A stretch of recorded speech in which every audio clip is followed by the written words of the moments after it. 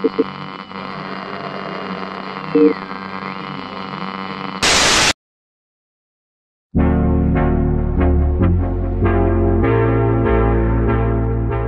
everyone and welcome back to Acei Urban Planner here in Metro City, and today we're going to be filling up the area to the north of the transit hub that we have built. We're going to be filling up a lot of spaces with some of the stuff that the city is demanding, like industrial, residential, and some other services.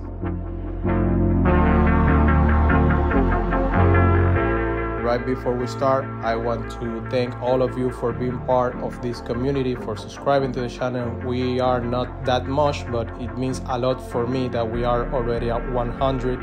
And yeah, I hope that sooner rather than later, we're gonna get to 1,000 or 1,000,000 or something like that. So keep subscribing and be part of this channel. We're gonna be making amazing stuff in city skylines.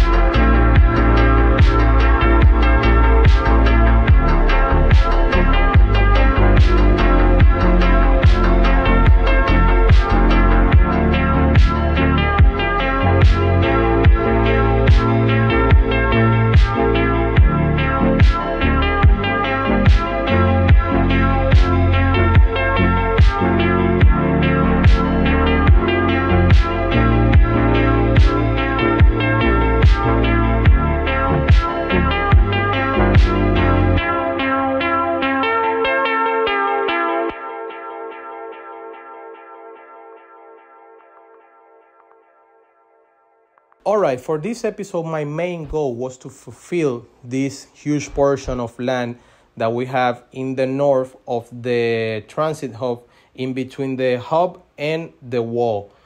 And I wanted to do that with a lot of high rises and trying to make something very dense populated, very dense, crowded, so we can feel like it is a very important part of the downtown of the city.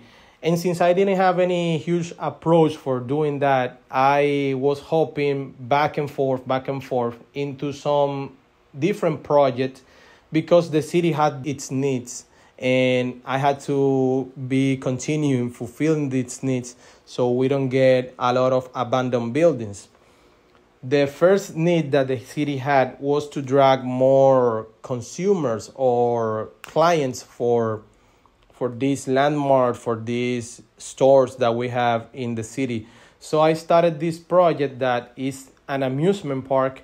And since I have all the buildings unlocked, it was very easy to make it. I just placed these amusement park buildings with some type of aesthetics. I tried to put the decals in some places. I tried to maintain them aligned so they look like they are made to be together. But yeah, I really did something very simple but very beautiful for this part of the city. The other thing that I did was to place this train station that is a building, because I have been using the train station track, that they have a downside. The downside of them is that I cannot toggle on or off to allow intercity trains. So the thing that was happening was that all the intercity trains were stopping in the outside of the city in another station that I built in there just to drag more movement to the hub. But I forgot to toggle off allowing intercity trains, and all the tourism ended up stopping in there, waiting at the train station to the other train that came from the inside of the city directly to the transit hub, and then they made that movement. That is not a bad thing, but it's not ideal, because I know that I can drag more tourism if they can go directly to the inside of the city. That's why I have to move on to this project, because I was having a lot of signs that says we don't have enough customers, and I know that what they are referring is that they don't have enough tourism to be consuming their stuff. So I made this, and it ended up somewhat working, because we still have a lot of tourism waiting at the outside of the city, but some of them are coming directly to the inside.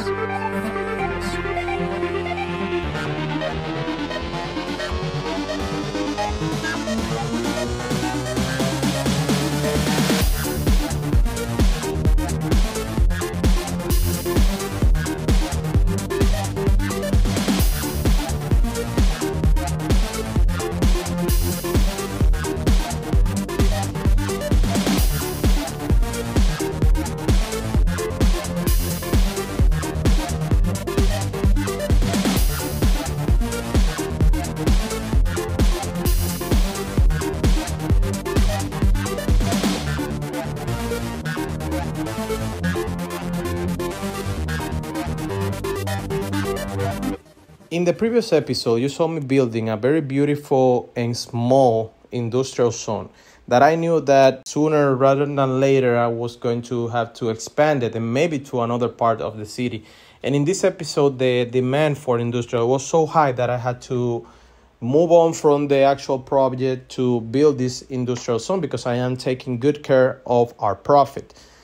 And I decided to build it next to this cargo train terminal that we already have in here that is helping us to carry the load from the industrial zone that we already have to the city without having to go a lot with trucks, so we can mitigate a little bit of the traffic. But right here, we're going to add another extension to that industrial area. And yeah, we're going to do it the simple way. We're going to be using a lot of buildings, not as procedural objects. We're going to use some procedural objects just for aesthetic, but most of the functionality of the building will be kept. As you can see in this layout that we have already used in the Extintia, that is this huge storages building that are, or warehouse building that are in the Steam workshop, but they work as in generic industries. I decided to maintain them as they are intended to, not turning them into procedural objects as I did in the Extintia, and just using the 4 towers for aesthetics. And then I also placed a lot of buildings, left them as they were. I didn't use a lot of decoration, just a few props and stuff. And even I built this huge like watchtower, I don't know what to call it, but the inspiration came from an image that I saw online. And I wanted to recreate this in Metro City. But one of the buildings is going to maintain the functionality as an office, as it is. And the other one, just for aesthetics, is going to be turned into procedural objects. And also, that's impossible to do it without doing that. The topper of the tower is going to be another procedural object. After I finished that build, I move on back to the downtown of the city. And I decided to bring a little bit of traffic through train. So I started building this very customized train station. And after that, I decided to fill the city all around this area. So my approach moved from one side of the downtown to the other. But I think that this was the correct one. Later on in the episode, you're going to see me filling up the area from the top of this area to the bottom, not from the bottom to the top as I was trying to do when I was starting this episode.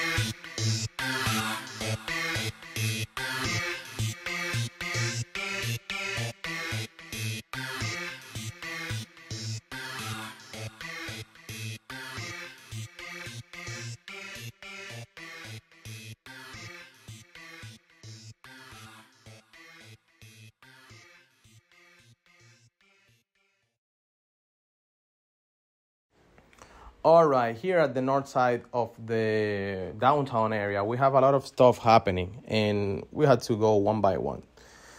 In the backside of the, I know that I say maybe train station in the last speech, but it's metro station. You're going to excuse me for that. It's metro station. In the backside of the metro station, we have like a little gap in between the station, the street, and the wall, and I didn't want to leave that gap empty, so I ran to the workshop and downloaded a lot of 1x1 buildings that look a little bit modern, and if they are contemporary, I wanted to feel like they are cyberpunk. So I decided to select those ones that had a lot of signs on them, and I placed them in this area. Some of them came very colorful, very red or very green, the vanilla tones. And I decided to use the recolor mode to make them feel more black or more dark green or dark brown, something like that.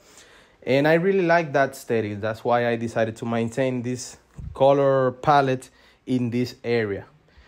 Then in the train station, sorry, I said train station again. In the metro station, I maintain aesthetics like if we had some old brick buildings that were there for a long time and they decided to maintain them and they just tear it down partially to put the station on top of the old buildings, and then from the station to the top they started to build something more modern. You're gonna see that we have some huge towers, some cyberpunk towers on top of these old brick buildings. I don't know if you're gonna like that combination, but I really like that. I really like how it ended up turning out. It feels like what you can see in real life. You see a lot of building that the owner doesn't want to completely tear down. They go to partially remodel it and they look that crazy, like something modern on top of something old. And then after that, I was just making a lot of the same, placing buildings that I found in the workshop, something a little bit different. I was making some combination with some procedural objects, but there was one specific building that I ended up loving a lot. And it's this one that has the hologram that looks like the Mitsubishi sign. And yeah, this was like the best one that I was able to build in here. And it ended up being so high that you're gonna see it in the cinematics that it stand up on top of a lot of buildings that are around, and you can see it, and it's a very important part of the skyline that we have here in the downtown.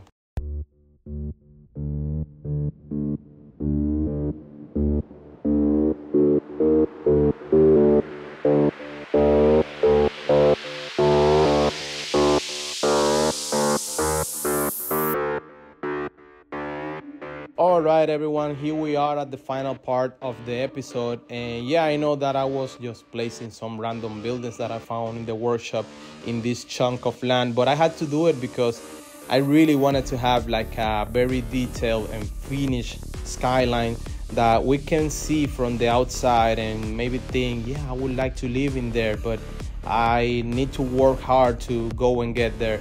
And maybe I'm gonna give you a spoiler so this can have a little bit of sense. I'm going to be building some slums and some ugly neighborhood in the outside of the walls for the next few episodes that I saw in the movie Elysium, and I got a little bit inspired to build them in city skylines. And yeah, that's the whole point of this build. I want to have this beautiful skyline that you could see from the slums. And since I told you that, I know that you won't wanna lose this episode, so you will benefit a lot from subscribing to the channel, being part of the community, and hitting the notification bell so you can be notified whenever I upload these episodes that are coming. And if you have any opinion, if you have your thoughts and you think that you should maybe add to the series by saying something, you should put it in the comment section down below. I always check if someone gave me any thoughts in the comment section so I can change anything in the near future. And if you don't feel like you can put it in the comment section but you still have your opinion, you can give us a thumbs up or a thumbs down. That way I know if I am doing things good or things bad. So please give us your thoughts with the like or dislike button. So we're gonna leave it until here. See you in the next episode in the slums. Bye bye.